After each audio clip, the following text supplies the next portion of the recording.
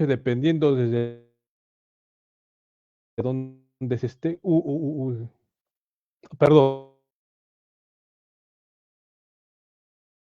me di cuenta que estaba, ¿dónde se está? A menos 28 grados bajo cero, ¿no? Estamos en temporadas, por lo menos dicen que estamos ante las nevadas, el invierno más crudo en 200 años, ¿no? En 203, o sea, 2 siglos, y debe ser, ¿no? Porque la primera vez que yo llegué, ya el fin del 2023 se iniciaba el invierno, decían, más crudo en el siglo. Ahora, bueno, hace 3 meses he regresado y ahora dicen que se está iniciando el invierno más crudo en 2 siglos. Entonces, de acá al próximo año va a ser el más crudo en 3 siglos. Bueno, son momentos de cambio a todo nivel, ¿no? A nivel sistémico, al parecer, no solamente geopolítico, social, sino también, por supuesto, como vemos, a nivel del clima. Así que hay que abrigarse y estamos felizmente con buena calefacción.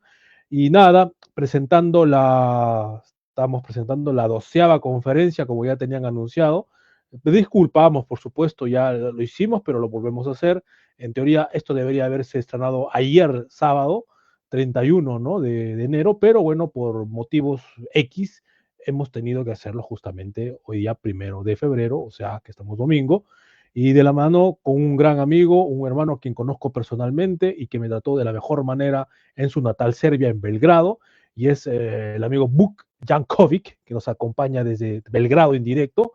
Como decía, no se preocupen por el manejo del idioma, que él ha vivido 20 años en España, así que no hay ningún problema con él, no hay ni dejo ni nada, así que tranquilo. Y esta conferencia la hemos titulado El mundo después de Davos 2026, obituario del globalismo y retorno del realismo en clave post-hegemónica. Entonces, ¿por qué la necesidad de hacer este tipo de conferencia, ¿no? Este título, este contenido?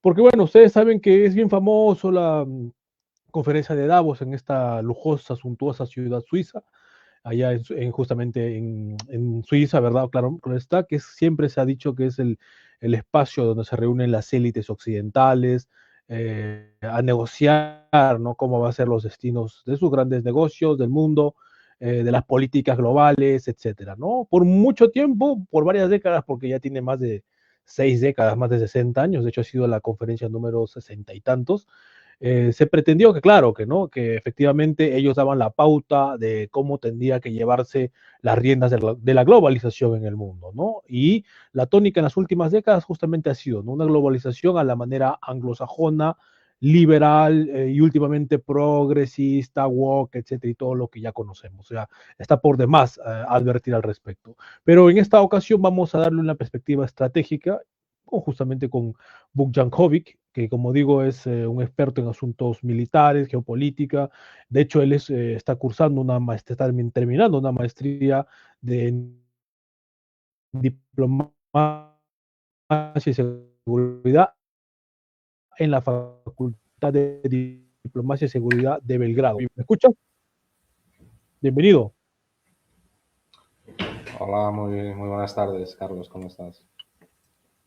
Bueno, ya estamos buenas noches por acá, pero estamos 2 horas de diferencia con Belgrado, así que normal, buenas Bien, tardes por Belgrado. Y ya me imagino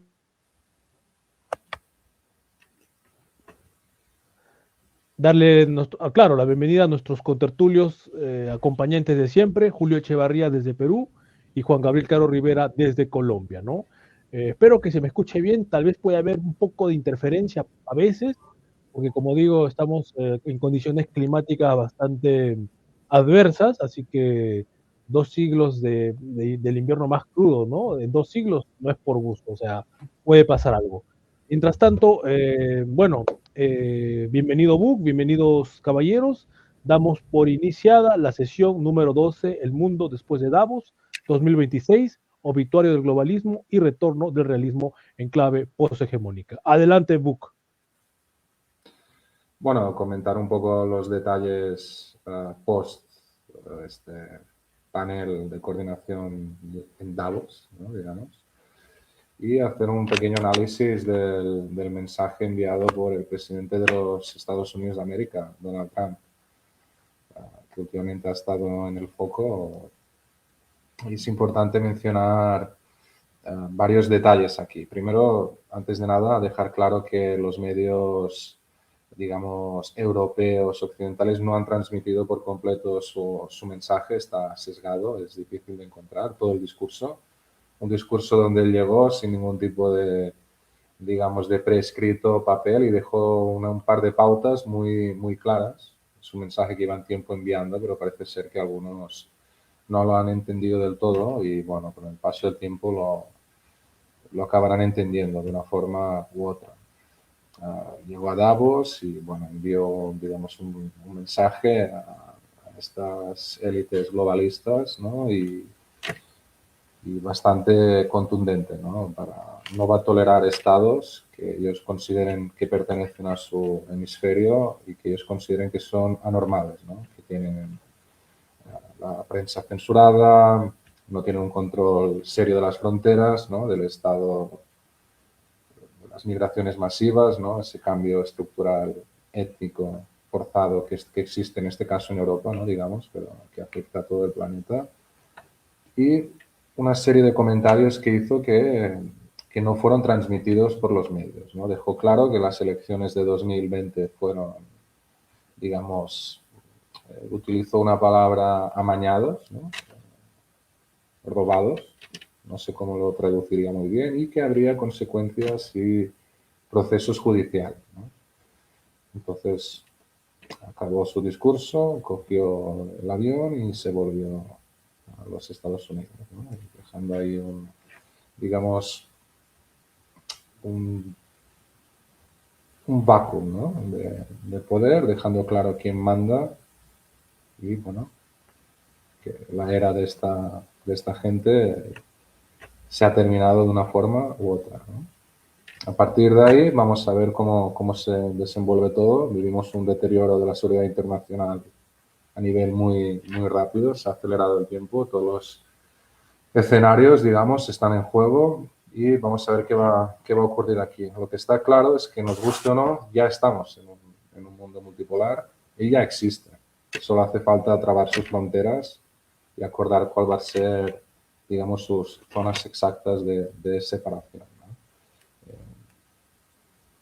Desde Washington desde Florida han dejado claro de que para ellos Latinoamérica es su zona de influencia.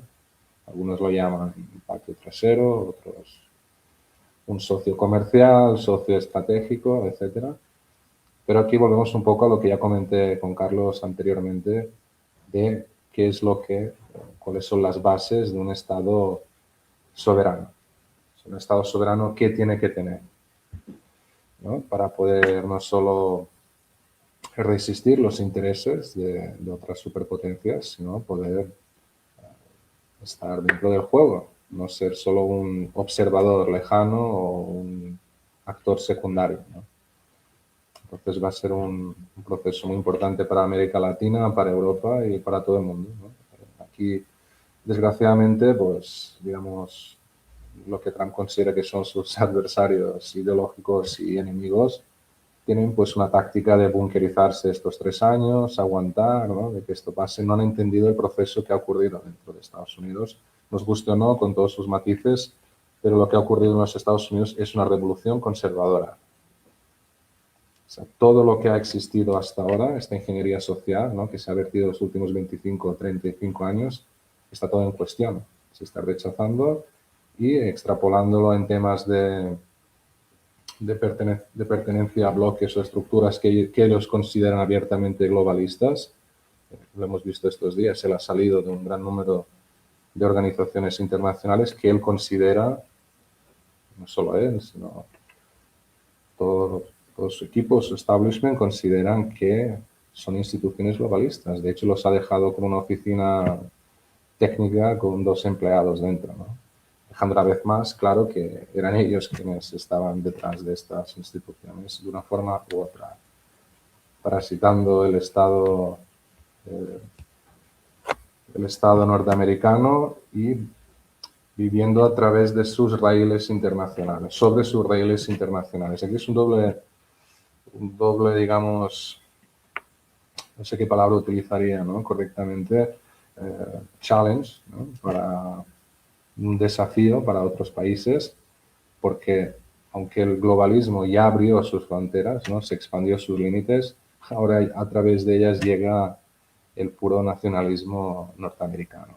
Para los que comparten valores como los que tiene él, no tiene por qué preocuparse tanto, ¿no?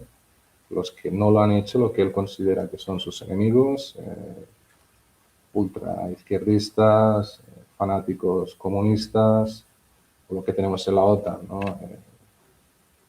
Neonazis generacionales, ¿no? Biológicos, etcétera. Él todo esto lo considera innecesario y obsoleto, ¿no? Pero vamos a ver, ¿no? Que en doble juego una cosa son las palabras, otras cosas son los hechos. Aún no se ha demarcado nada, ¿no? Entonces, te doy la palabra, Carlos, y luego vamos abriendo un poco los hilos, ¿no?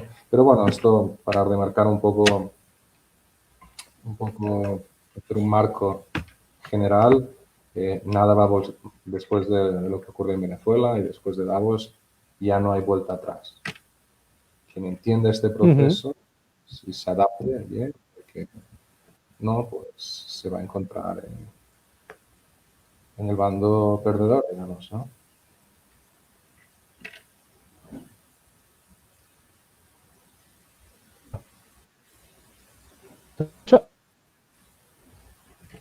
Se oye, sí. Ok. Bueno, nos guste o no, Trump ha llegado para distorsionar o ponerle fin y darle estocada final a aquello que ya, bueno, varios, ¿no? No solamente uno.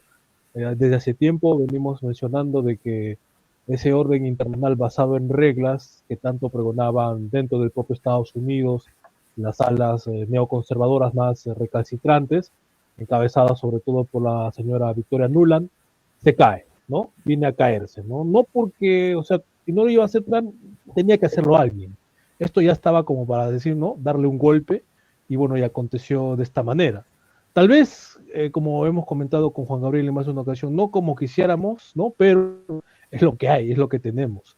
El mundo, en gran medida, es el retorno a esas realidades de poder que ahora están dando forma al mundo actual, ¿no? En esa perspectiva, claro, hay oportunidades, como bien mencionas, pero al mismo tiempo también hay amenazas.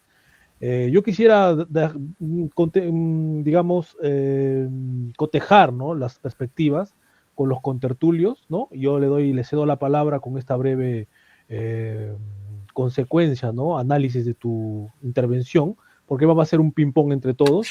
Y bueno, Juan Gabriel, Julio Echevarría, tiene la palabra también, por supuesto. Bien, buenas tardes, muy amable, y realmente la síntesis que has realizado me parece bastante interesante.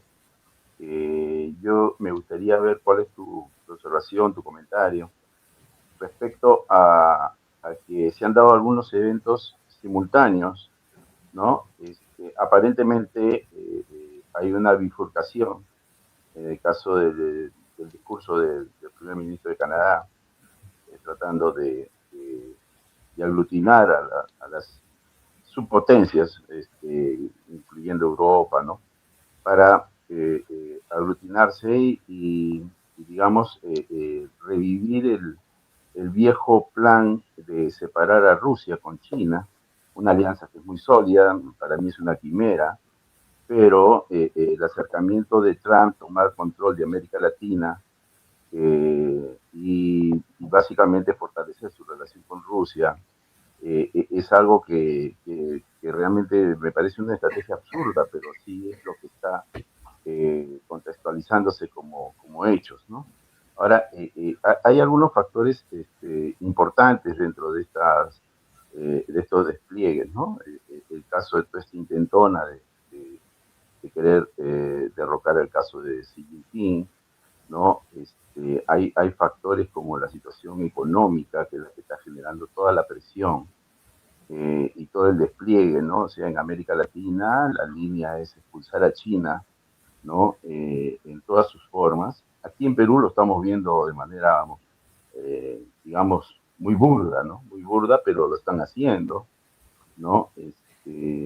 por ejemplo, el caso de los compromisos que tiene el propio presidente y todas las comisiones del Congreso en sus acciones de lobby con China.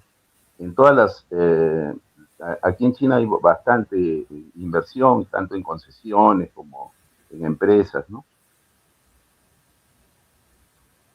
Tanto mineras como en la parte energética, particularmente industria básica e infraestructura. Y el factor es de que casi todos estos contratos tienen una cláusula, ¿no? La cláusula anticorrupción. Y lo que están desplegando es toda una propaganda para hacer ver de que todos los contratos que ha logrado China están basados en pura corrupción.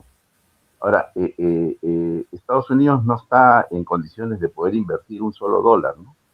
Y aquí también han tomado, por ejemplo, a toda la base naval, que están montando toda se están instalando completamente para supervisar a China, y irónicamente lo venden como que fuera una renovación tecnológica peruana, y lo están endeudando por $1,5 billones, ¿no? O sea, 1.500 millones de dólares. Es decir, se van a instalar, van a supervisar a su enemigo, y en vez de pagar, pues...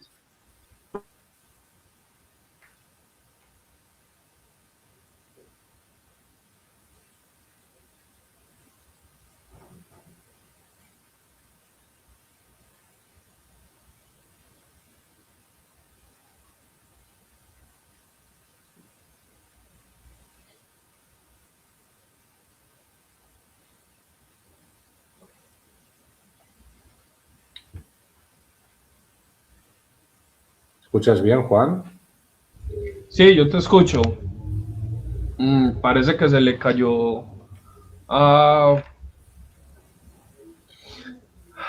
parece que se le cayó a los otros dos ponentes la señal, no sé, quedaron ahí. Sí, una pequeña interferencia, ¿no? Digamos. Sí, bueno, entonces yo pasaré a hacer mi observación. Pienso que esta última reunión de Davos dejó muy en claro que las divisiones, lo que antes se conocía como el occidente colectivo, son una realidad. Es obvio que las prioridades, tanto geopolíticas, políticas y económicas de Europa, no son las mismas prioridades de Norteamérica y viceversa. Esta fractura, por supuesto, se está haciendo cada vez más consecuente y fuerte.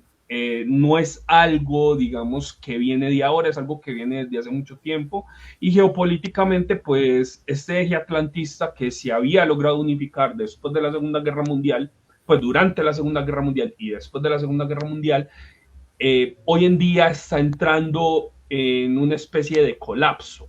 Un colapso que en el Foro Internacional de Davos ya se convirtió pues en una realidad, pues se ha materializado en Davos todo este colapso, pero yo difiero a la hora de hablar de que nosotros de facto estamos en un mundo multipolar. A mí me parece que sí, pues, o sea, es obvio que la tendencia hacia la multipolaridad es algo irreversible, pero creo que Occidente no lo ve de esa manera, no ve las cosas desde esa perspectiva, y el hecho de que Estados Unidos en estos momentos esté realizando, por ejemplo, las cosas que está realizando, es decir, recrudeciendo la guerra en Ucrania, intentando llevar a cabo un derrocamiento de Irán,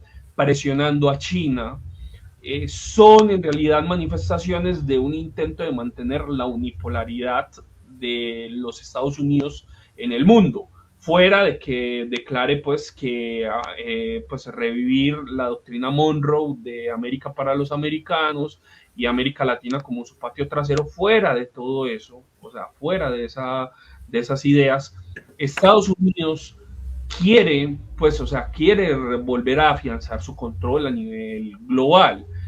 Y de hecho, por ejemplo, creo que la manifestación por parte de ciertos discursos dentro de Davos, especialmente el del primer ministro de Canadá, McCartney, que deja muy claro, por ejemplo, pues el intento de volver pues hasta, pues de mantener el paso y hablar de un, ya no de una derecho internacional basado en valores, sino un realismo basado en valores, que es una palabra totalmente hueca.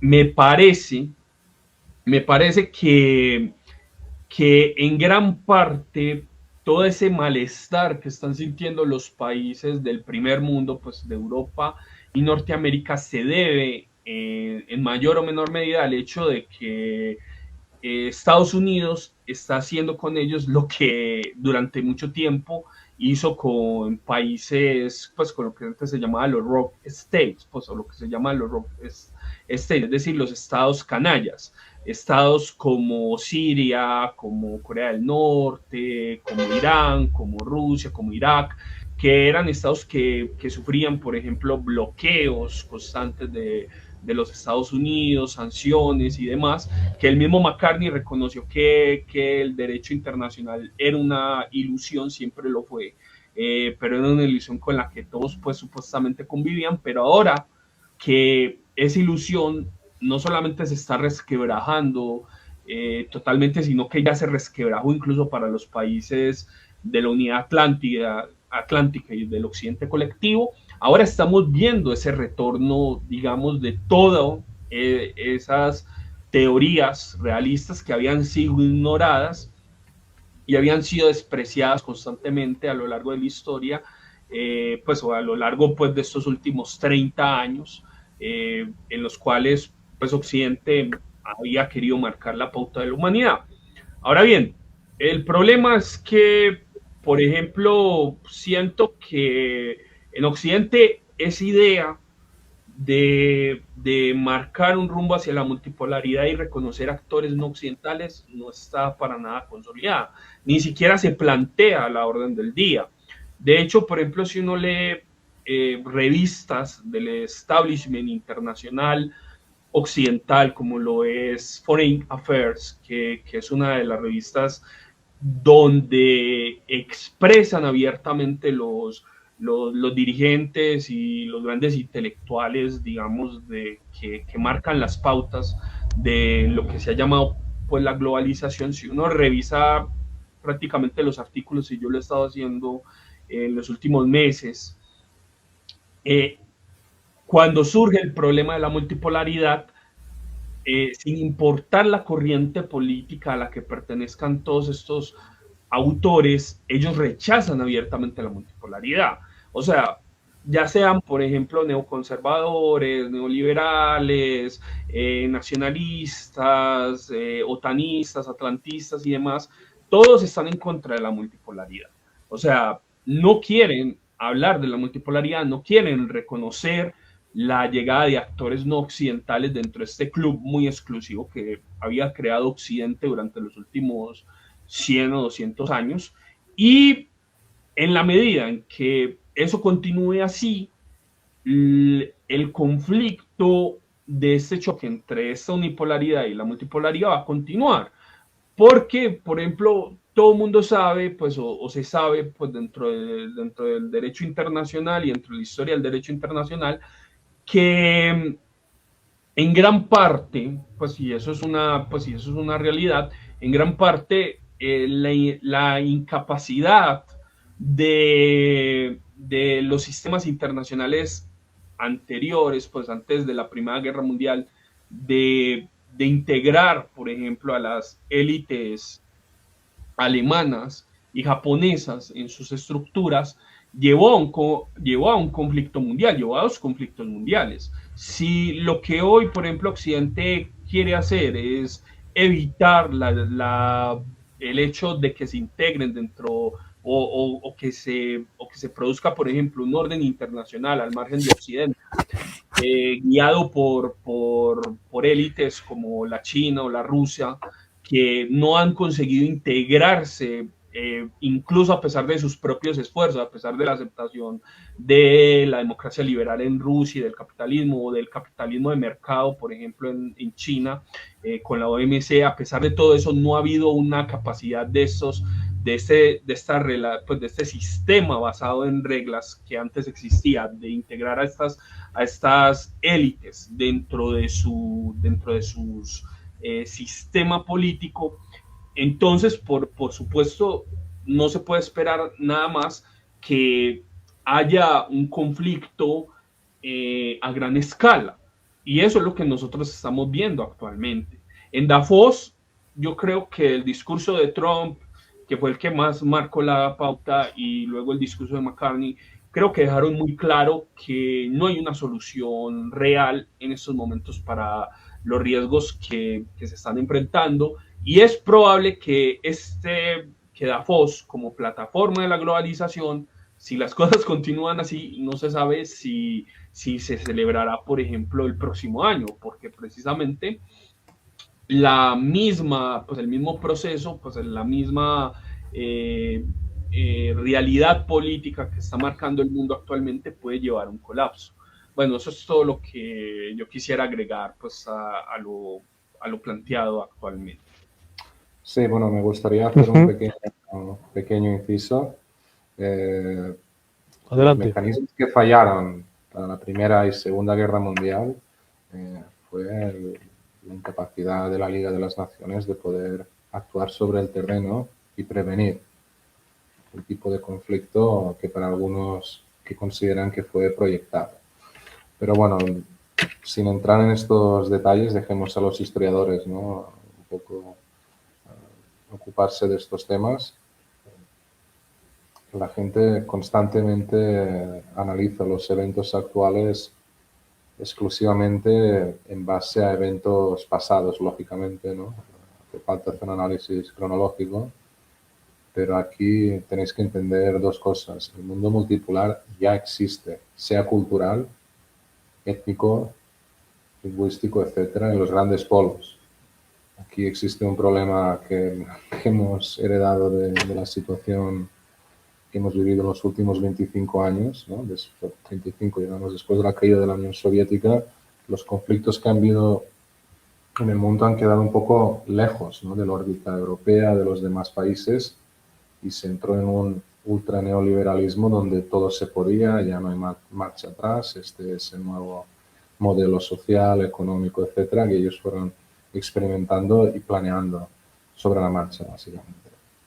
Pero esto se ha acabado. Aquí hay un choque, ¿no?, digamos, de dos polos muy evidente, ¿no? Y quien no lo entienda, o sea, los valores que llevan ellos no tienen por qué ser contrarios de los tuyos. Y volviendo al tema de Latinoamérica, que evidentemente os preocupa y es lógicamente vuestra prioridad en este caso, ya habéis tenido un tiempo, son 25 o 35 años con expertos, etcétera, comentando cuáles son las bases de un Estado nacional, en un futuro multipolar, etcétera, etcétera, y no es normal que se tarde tanto tiempo, no se tenga una industria soberana, etcétera, etcétera, etcétera, ¿no? Que tú puedas, repito una vez más, estar dentro del juego y ser partícipe de ello, no un observador a la espera de que te llegue una flota y te enseñe lo que tienes que entender. O sea, esto no es normal, ¿entendéis? Pero es la realidad. O sea, aquí estamos hablando de la realidad sobre el terreno, ¿no? No proyecciones ideológicas, fantasías, etcétera, sino sobre cuál es la realidad que tenemos. Por supuesto, que nunca van a aceptar, ¿no?, que hay otros bandos, etcétera, etcétera. Tampoco aceptan críticas, ¿no? Pero esta es la realidad. Tarde o temprano lo van a hacer. Rusia ya les ha marcado cuál es su límite. Este es mi espacio y puedo resistir todo lo que haga falta, ¿no? Tengo los recursos, etcétera. Pero tiene también sus propios problemas, ¿no? Entonces, vamos a ver, bueno, nosotros, los europeos, tenemos otro tipo de problemas. Evidentemente, podemos un día analizar quién los ha creado, quién es el denominador común de todos ellos, ¿no?, quien se dedica a manipular a diferentes bandos y ideas, pero esta es la realidad, ¿no? Entonces, si hay gente, como ya comentó Carlos anteriormente, me mencionó, autores, etcétera, que se han dedicado durante tantos años a dar bases ideológicas, ideas, etcétera, para una Latinoamérica soberana, independiente, etcétera, y seguimos atrapados en esta izquierda, derecha, no sé, creo que ya me entendéis, ¿no? Hablando, pues esto es evidente que está pasando aquí, ¿no? Eso no es normal. Un continente entero tiene que producir sus propios coches, tener su propia industria, su propia factoría, que es la base de unas naciones soberanas. Le comentaba antes, creo que era Julio, de que ya están ahí en las bases, etcétera. Pues, ¿qué tipo de Estado tolera estas cosas?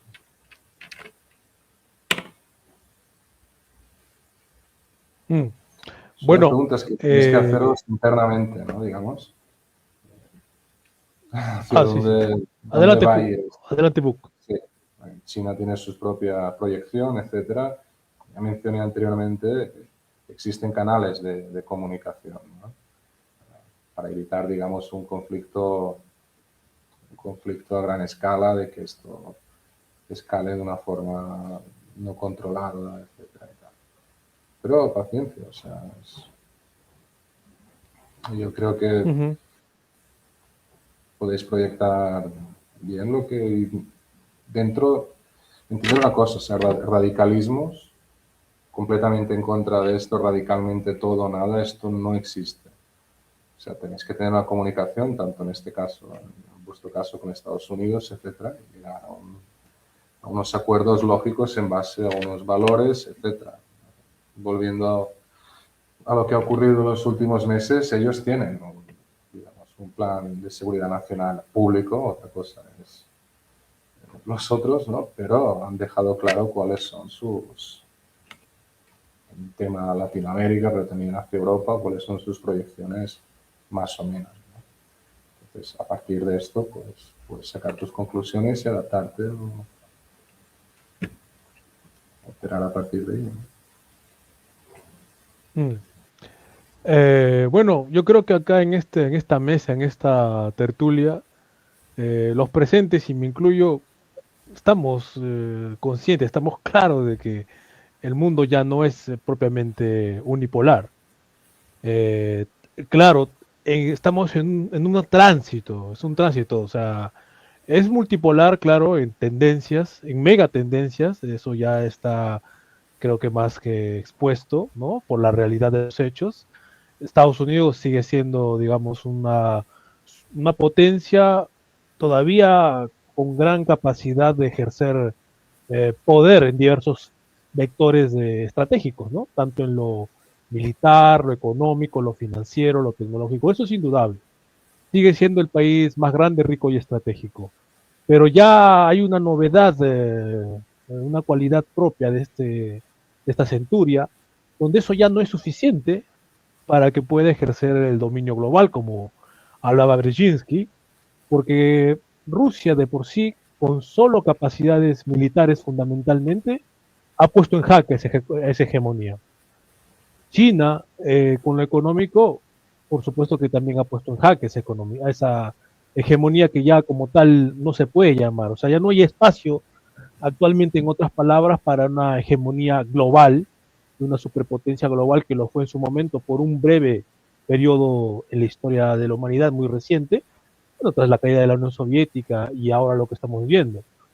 Pero lo que ahí sí también creo que hay que matizar, ¿no?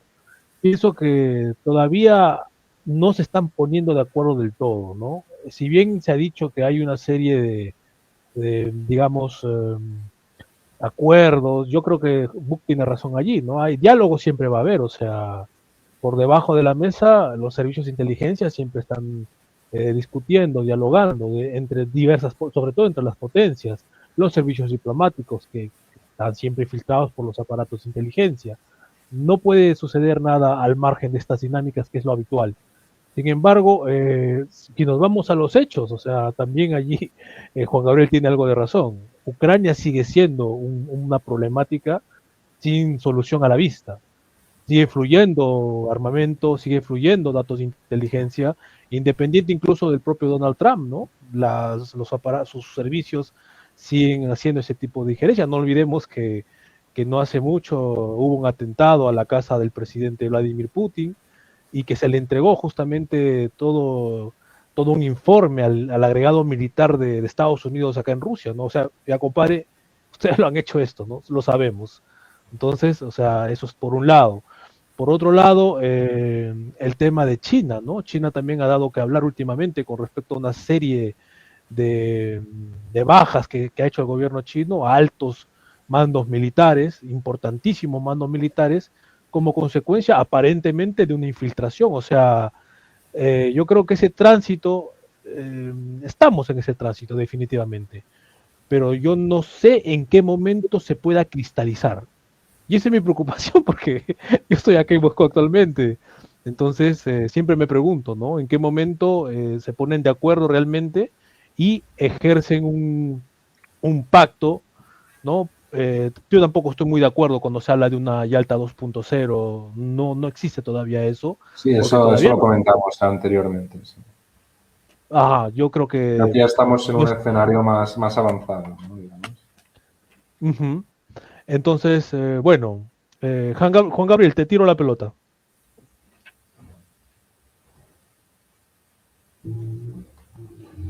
Bueno, es obvio que actualmente, pues, y pensando pues en todo lo que ha expuesto Carlos, no considero que nosotros hayamos llegado a un punto de cristalización de muchas de las estructuras de multipolaridad. La multipolaridad por ahora, en muchos aspectos, todavía sigue siendo un tema, digamos, de carácter, ¿cómo se diría? O sea, de carácter económico, pues en el sentido de China, o de carácter militar, en el sentido, por ejemplo, de Rusia. Ahí se está dando, por ejemplo, un proceso de multipolaridad. Eso es verdad, se dan esas tendencias. Rusia ha desarrollado armamento, por ejemplo, muy avanzado que puede contrarrestar ciertos elementos pues de superioridad de las armas del occidente colectivo. China ha seguido ascendiendo cada vez más en lo económico hasta convertirse prácticamente en el primer productor mundial, recuperando una posición que tuvo siempre históricamente y que perdió por 200 años apenas. Ahí se están dando, por ejemplo, elementos de lo que nosotros conocemos como multipolaridad. Pero en el terreno de las ideas, en el terreno, digamos, de ciertos procesos sociales, políticos, culturales, creo que eso todavía no se ha dado. O sea, por ejemplo, tomemos el caso pues de Europa o del mismo continente del que venimos Carlos y yo, que es América Latina. Potencialmente, por ejemplo, Europa tiene muchas más posibilidades de convertirse en una potencia independiente dentro del proceso de la multipolaridad. Europa tiene los conocimientos técnicos, tiene la capacidad, por ejemplo, para desarrollar sus propios sistemas autónomos, pero no existen voluntad política para llevar a cabo eso.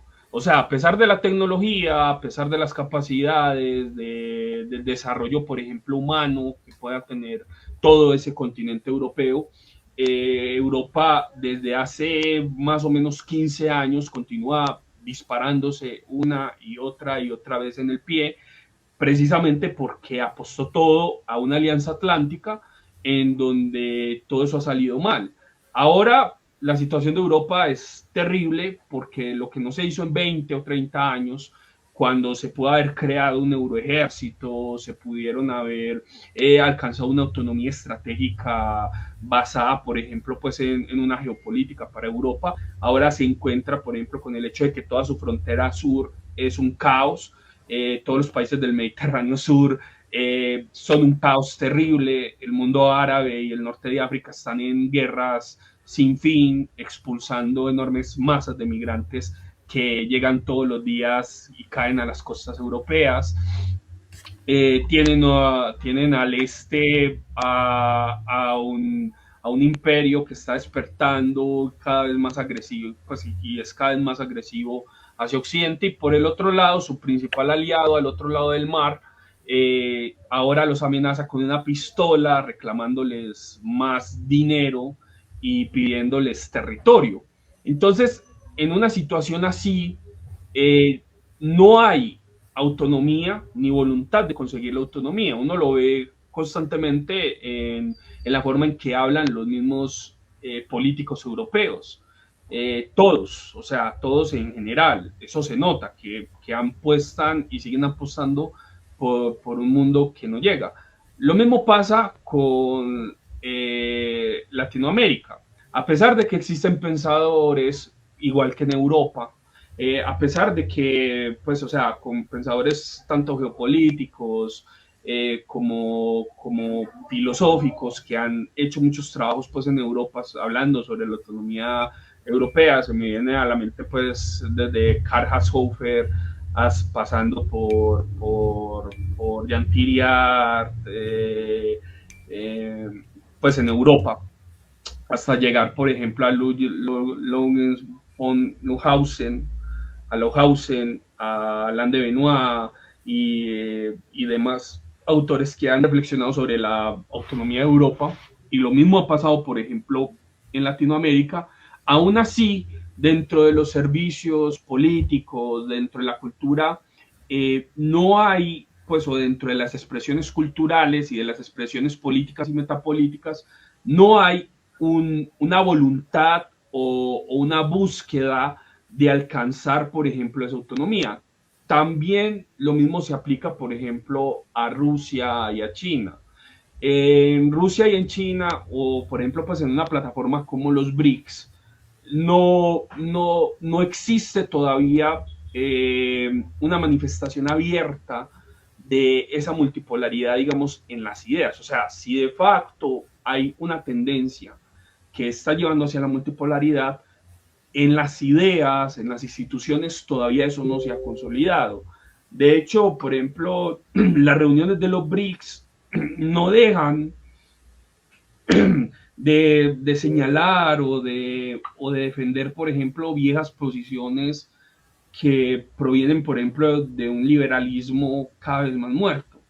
Y en ese sentido, digámoslo, las ideas permanecen ausentes, o sea, permanecen totalmente ausentes, y como permanecen ausentes, no han conseguido cristalizarse en un frente real, y esa ausencia de ideas se manifiesta también en la incapacidad de la voluntad de incluso regiones como, pues, o de continentes que también merecerían estar dentro pues deberían ser un polo de la multipolaridad, como lo es Europa, de alcanzar, por ejemplo, realmente su autonomía.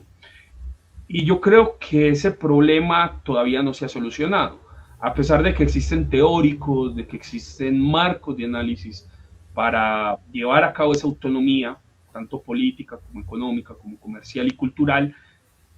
Estas ideas todavía se enfrentan a que ese barniz de liberalismo basado sobre la derecha y la izquierda, sobre la confrontación de derecha e izquierda, de liberales y conservadores, todavía impide la penetración de que estas ideas se conviertan en la norma que marque la pauta del nacimiento de ese mundo multipolar. Y en ese sentido hay todavía un trabajo metapolítico que no ha conseguido consolidarse ni cristalizarse para hacer irreversible el proceso de la multipolaridad. Creo que ahí hay un problema que todavía está por verse y por solucionarse, pienso yo.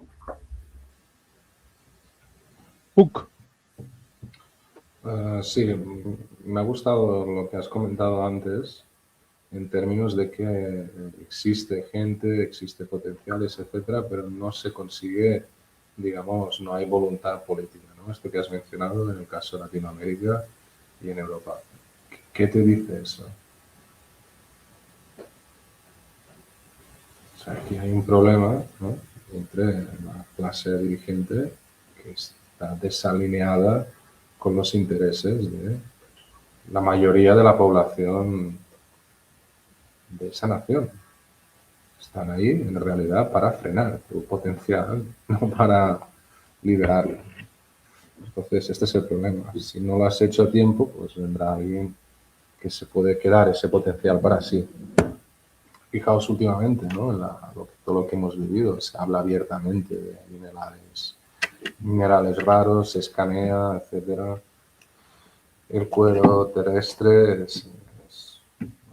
no hay límites, ¿no? En este sentido ya se han traspasado todas las barreras. El mundo multipolar existe ya de por sí. O sea, cultural, étnico, etcétera, etcétera. Solo hace falta clavarle las fronteras, más o menos. Por el bando, digamos, occidental no lo quiere darte estas garantías de seguridad, esta frontera lógica, pero tarde o temprano las van a aceptar por la fuerza, ¿entiendes? Y va a ser Ucrania lo que va a ser decisivo en este caso, ¿no? Va a ser el que va a decidir esto. Y a partir de ahí tendrán que ponerse de acuerdo, les guste o no.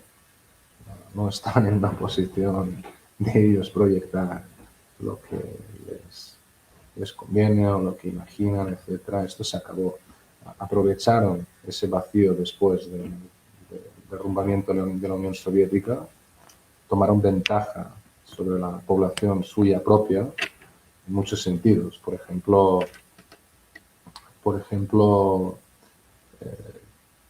no sé si te acuerdas, creo que eres un poco mayor que yo, pero para evitar la penetración del comunismo, digamos, de la Unión Soviética, pues tenían un trato hacia los trabajadores, etcétera, etcétera. Todo esto se acaba, ¿no? En Occidente, en todos los sentidos, ¿no? Y cuando ya han visto venir una respuesta, pues se han dedicado directamente a destruir sus propios estados nacionales y sustituir étnicamente a su propia población, ¿no? Pues aquí están, ¿no? Aquí se encuentran en esta situación. Es un peligro en temas de seguridad porque todos estos procesos abren nuevos escenarios que ya no podrán controlar. Estoy hablando de Europa, concretamente, pero también afecta a Estados Unidos. Y es así, ¿no? Han perdido, digamos, la guerra del tiempo, ¿no? Entonces, desde Estados Unidos lo entienden esto. Los imperios decaen cuando sus ambiciones superan sus posibilidades, cuando se han sobreextendido. Y aquí el problema es que Estados Unidos tiene diferentes aliados, tiene que ocuparse también de sus intereses, etcétera. Y lo que ha dejado Trump es que para poder, en este caso, una de las visiones que tienen es que para poder ocuparse de temas exteriores, a la vez tienen que limpiar los suyos, porque lleva una acumulación de décadas, ¿no? De gente. Hemos visto en el caso de China que esto se soluciona en 48 horas, o en el caso de Rusia que ha tardado un par de décadas, pero en Estados Unidos nunca ha habido, digamos, ese choque físico, ¿no? Y gente responsable de unos escenarios que respondan por ello y sean desactivados, ¿no? Las escenas, sino que siguen teniendo mucha influencia, etcétera, evidentemente decayendo a una gran velocidad, más que nada por todo el potencial informativo y la gente, digamos, ya está un poco bastante concienciada de todo lo que ha ocurrido, ¿no? Lo que hemos vivido con el COVID, lo que hemos vivido con muchos temas, ¿no? Que nos afectan día a día, ¿no? Diariamente, y esto se va a extrapolar en todo el planeta, ¿no? El planeta más o menos está interconectado, nos guste o no. Entonces la gente ya entiende esto y está preparada para los ciertos cambios que van a venir, nos guste o no queramos aceptarlo. Lo que has comentado antes de que Occidente no quiere aceptar, que ya existe un mundo multipolar, proyecta solo un mundo unipolar, sí, pero lo proyecta en tu mente a través de los medios de comunicación. Tú esa realidad no la estás viviendo, ella ya existe. En todo el planeta la gente comunica, etcétera. Y aquí el problema está en los temas de seguridad, cómo van a ser, cuáles van a ser las garantías de fronteras, ¿no? Ya se han sobreexpandido, han recibido recientemente una última advertencia, y en Ucrania me refiero. Si van a seguir pedaleando esa bicicleta, pues ya sabemos dónde va a acabar, ¿no? Bueno, yo estoy acá en Moscú, como saben, y hay siempre un autor, varios autores, pero yo diría uno de los más importantes, porque los puestos que ha ocupado, los cargos, me estoy refiriendo a este asesor de asuntos estratégicos, seguridad, Sergei Karáganov. Seguramente le suena, como que no. Y en más de una ocasión, bueno, para empezar, o sea, no es que alguien que siempre haya estado contra Occidente. De hecho, él era muy occidentalista. No hace mucho, en diversas entrevistas, lo ha reconocido ampliamente, ¿no? Yo era pro-occidental, quería que Rusia sea parte de esa casa común europea, ¿no? Abogué por varias décadas de mi vida, ¿no? Pero ante la actualidad de los hechos y justo lo que estamos comentando, ¿no? De esa incapacidad cognitiva de la actual dirigencia occidental, principalmente europea, de no entender ese mundo que, como bien expone Duke, ya existe. Yo también creo que existe, falta algunas cuestiones formales, digamos. De facto existe. Yo siempre he pensado así, como realista, primero es el poder, y en función a esas estructuras de poder se van generando, ¿no? Estructuras formales. O sea, de facto falta de jure. De jure aún institucionalmente todavía no se ha desarrollado, como bien dice Juan Gabriel, eso está en camino. Y así como este Carágano, hay otros autores también, ¿no? El profesor Alexander Dugin, que últimamente se ha tornado en un furibundo antitrumpista en diversos artículos, donde justamente viene a retomar ideas que diversos pensadores dentro de la denominada línea dura dentro de Rusia están pregonando, ¿no? De que ya Occidente ha llegado a un punto en que es imposible negociar con ellos. Y ahora esa es la pregunta, ¿no? O sea, ¿hasta qué punto van a querer manejar esa bicicleta, estar en esa majadería? Porque si estamos en esta situación, ellos apuntan, ¿no? No lo digo yo, lo dicen ellos. El desenlace puede ser una confrontación termonuclear. Juan Gabriel.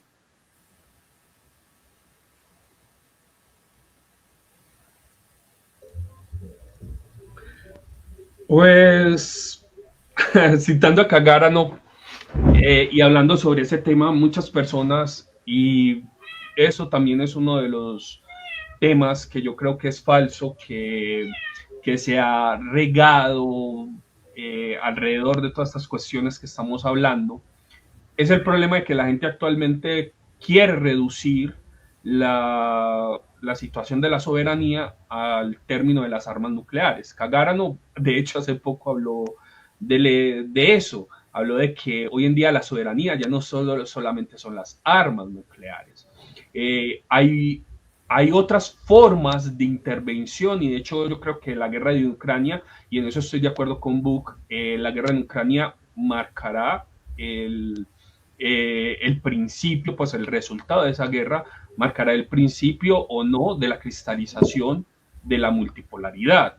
Es obvio que sobre el terreno Rusia sigue avanzando a pesar de todo el esfuerzo de la Alianza Atlántica por evitar eso.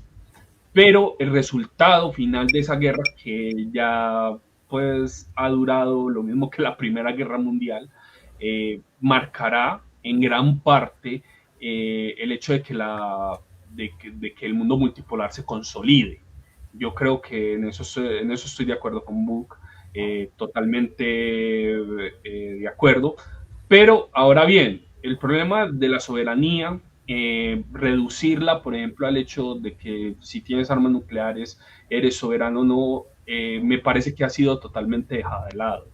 Y la guerra en Ucrania, una vez más, marca, de hecho, pone en cuestión el hecho de que, de que podamos reducir la soberanía a simplemente el poder nuclear para devastar y convertir en polvo atómico a nuestros enemigos. ¿Por qué? Porque la guerra ha mutado mucho desde la Segunda Guerra Mundial, que fue la última vez que se usaron armas nucleares. Y hoy en día las formas de intervención, pues las formas de guerra híbrida, de guerra estricta, de guerras indirectas y demás, ya han superado, por ejemplo, el uso no de material atómico para llevar a cabo las guerras. Si la disuasión nuclear operara como seguía operando, por ejemplo, durante la Guerra Fría, nosotros no estaríamos viviendo un conflicto como el de Ucrania, que hoy en día pues ha superado por completo todas esas cualidades. Y lo mismo se da, por ejemplo, con la guerra comercial de Trump contra China, o de los intentos, por ejemplo, de manipular conflictos entre otras potencias nucleares como Pakistán y la India y demás. Todo esto nos lleva precisamente al problema. Kagarano hace poco dijo que precisamente ya las armas nucleares no son solamente, pues no son suficientes para mantener la soberanía, se necesita más.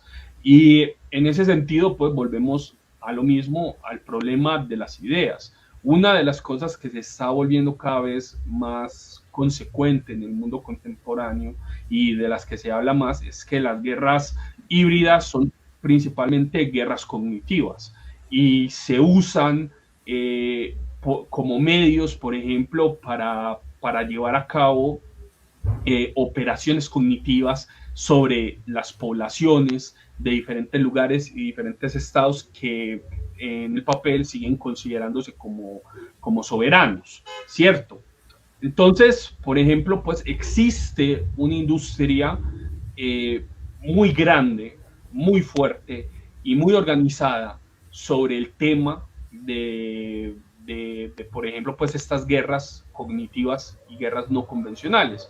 Un ejemplo de eso, por ejemplo, pues que me viene a la mente, es el hecho de que pues existen estructuras muy complejas de crear, por ejemplo, fábricas de bots, de crear cuentas alternas, de formar, por ejemplo, memes, de sistemas, por ejemplo, de interacción de bots que desarrollan, por ejemplo, sistemas que están diseñados, por ejemplo, para atacar la soberanía de todo un país y desatar, por ejemplo, conflictos sociales.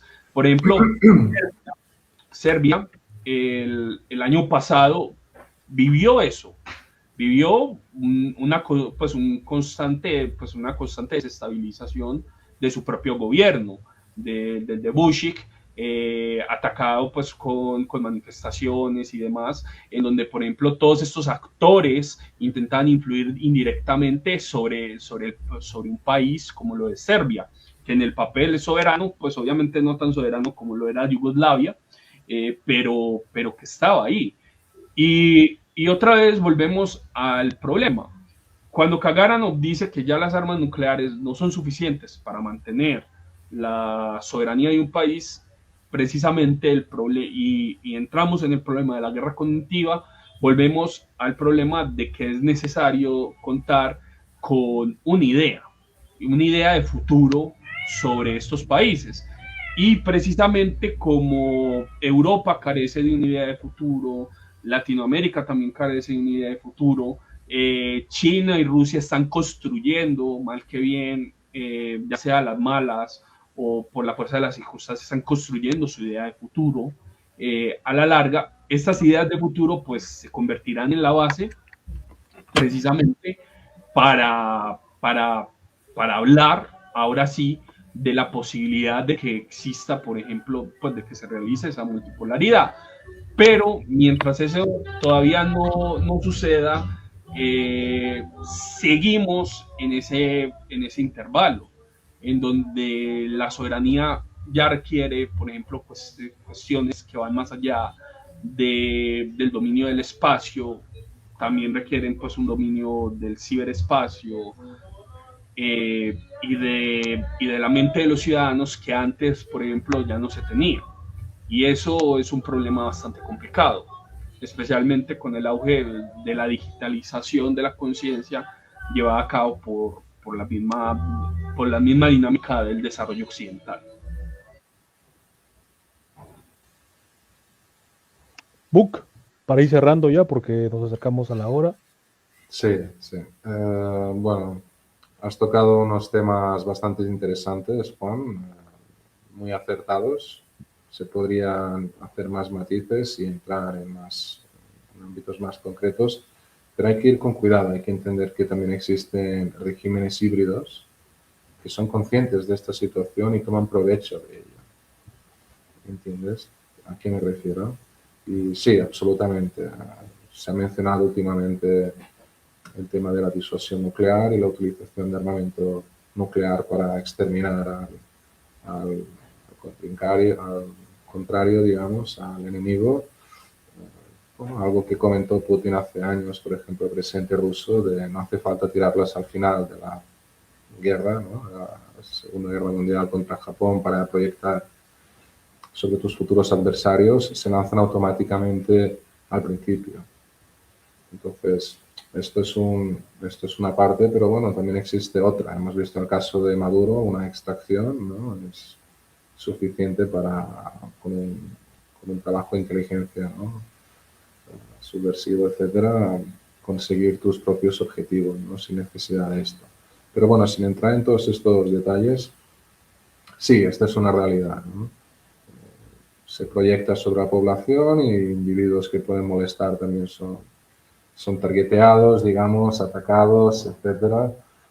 Todo el que se ha opuesto a toda esta agenda que ha durado hasta ahora o esas estructuras que han sido establecidas hasta ahora. El problema es que esto se acaba de terminar, ¿no? Hace un par de días, donde la primera superpotencia de Occidente, su representante político, su máxima autoridad visible,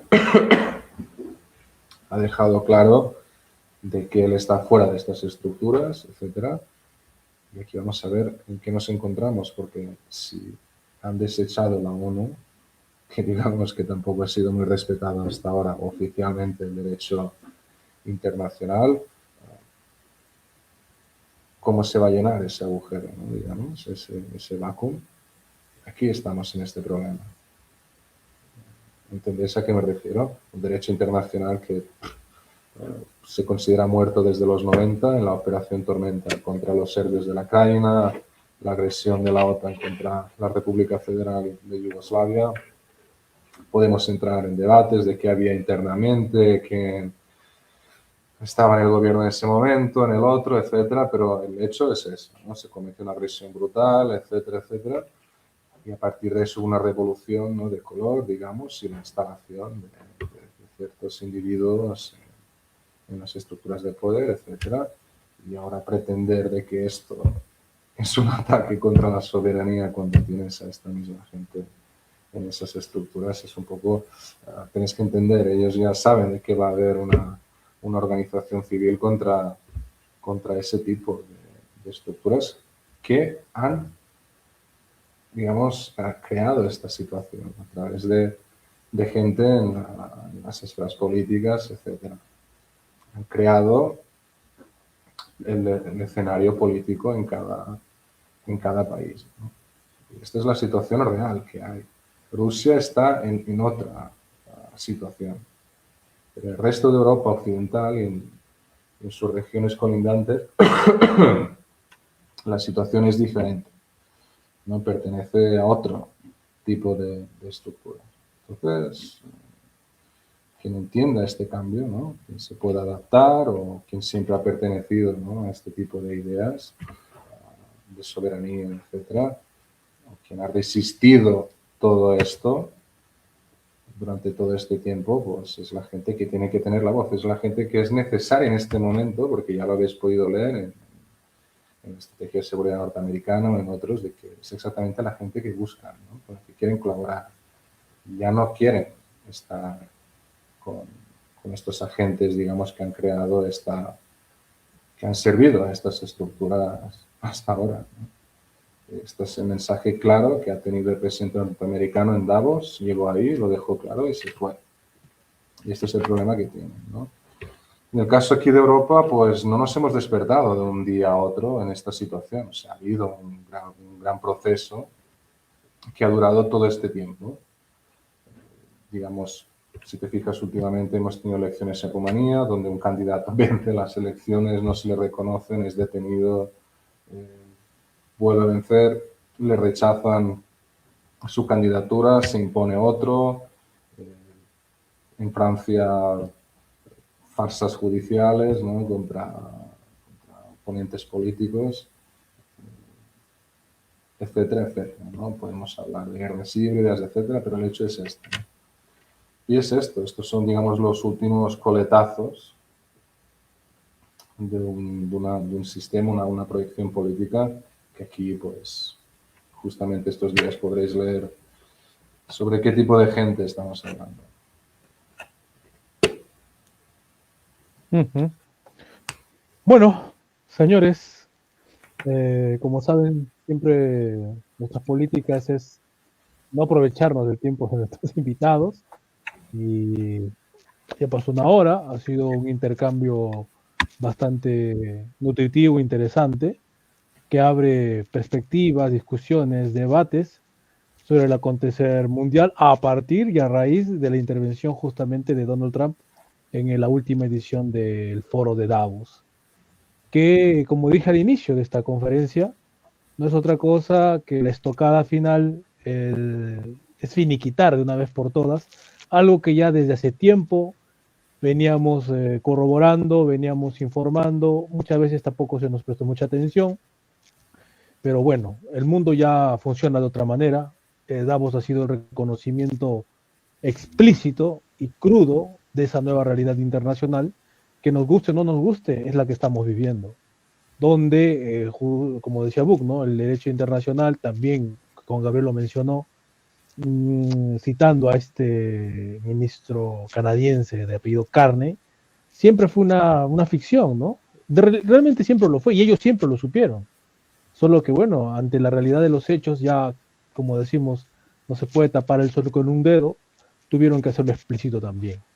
Y eso es muy cierto lo que menciona Buck, ¿no? Quien no se pueda adaptar a este nuevo mundo donde el interés nacional retorna, la idea de civilización, los valores propios, lo que hace a uno, a un pueblo mismo, no una mezcolanza, digamos, como querían o quieren todavía muchos globalistas. Y finalmente, ¿no? Como decía Juan Gabriel también, es un tema de las élites, ¿no? De nuestros países, que creo que en eso coincidimos todos, tanto Buck, Juan Gabriel, mi persona, creo que Julio Echevarría, que lamentablemente por problemas de conmoción no nos pudo acompañar, pero en efecto, ¿esto qué denota? Denota precisamente que hay élites, o las élites que tenemos están completamente desconectadas de la realidad del mundo en que vivimos y desconectadas de los intereses de los pueblos que en teoría están representando. Consecuencia, bueno, países que lamentablemente, de no ponerse las pilas, como lo decimos, ¿no? En Latinoamérica, vamos a tener problemas ya no vamos a navegar, ¿no? Vamos a naufragar en un nuevo status quo, en un nuevo orden de cosas. Bueno, esta ha sido la conferencia número 12, El mundo después de Davos 2026, obituario del globalismo y retorno del realismo en clave post-hegemónica. Tuvimos a nuestro amigo, hermano Vuk Jankovic desde Serbia, desde Belgrado, que hoy día domingo nos ha dado un espacio en su apretada agenda. Y por supuesto, como siempre, Juan Gabriel enriqueciendo el debate, las perspectivas, el análisis, como un excelente cortetulio que siempre ha sido. Con ustedes hasta la próxima, el próximo sábado es muy probable que estemos con el doctor Miguel Barrios de Argentina. Creo que muy poca presentación necesita y ya les estaremos dando más información al respecto. Muchas gracias, Buck. Muchas gracias, Juan Gabriel. Un fuerte abrazo y estamos en contacto.